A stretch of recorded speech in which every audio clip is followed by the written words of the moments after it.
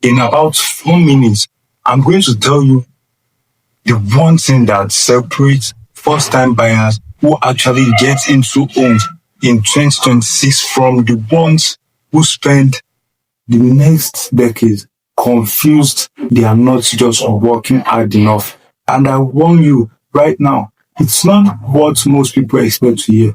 But here's what I need you to understand before we start. The buyers who are winning right now are not the smarter ones. They are not smarter than you. They are not earning more than you. They made one specific shift in how they think about these markets, and it's changed everything. If you leave this video early, you will miss exactly what that shift is, and you will go back to doing what isn't working. So stay with me, because the next few years are going to separate people who own from people who are permanently priced out. And that decision starts with what you learn right now. In 2025, first-time home buyer hit one of the lowest shares of the housing market ever recorded. Not because young people became lazy, not because people stopped wanting homes, but because the math stopped working for an entire generation. And in 2026, it's still not getting easier fast enough. Let's take a $350,000 home at 3% interest rate, the kind people locked in during 2020 to 2021. Your monthly payment was around $1,450. That same house today at 6.4%, because that's what the market rate is now.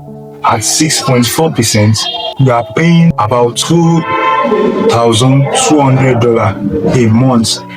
Same house, same neighborhood, about $725 more every single month, just because of when you were born. But let me challenge something. A lot of first-time buyers are sitting back, waiting for a crash. Oh, I will buy when price collapse. Maybe they will, maybe they won't. But here is the problem with that strategy. If rates drop at 5%, competition explodes overnight. Investors flood back in, bidding war return, and you will not be ready because you spent the waiting period watching instead of preparing. That's two different things. Now, the buyers winning right now made one decision. They stopped timing the market and they started timing themselves. That means right now, today, they are fixing their credit score, paying down debts aggressively, increasing their income, learning how to negotiate, studying exactly which local markets still have rooms. So when the window opens, even briefly, they move immediately. Everyone else panics and loses. That is the shift.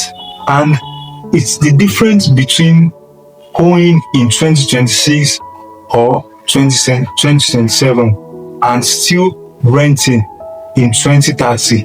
Now, if you feel frustrated right now, that's good. That means you are paying attention. But don't let frustration become paralyzed, because the people who wins financially are almost never the ones with the perfect timing. They are the ones who prepared before everyone else realized the window was closing. If you want the exact step smart buyers are taking right now to position themselves, that's my next video. Hit the subscribe, because the next few years are going to separate spectators from owners. Which one are you going to be? Drop it in the comment section.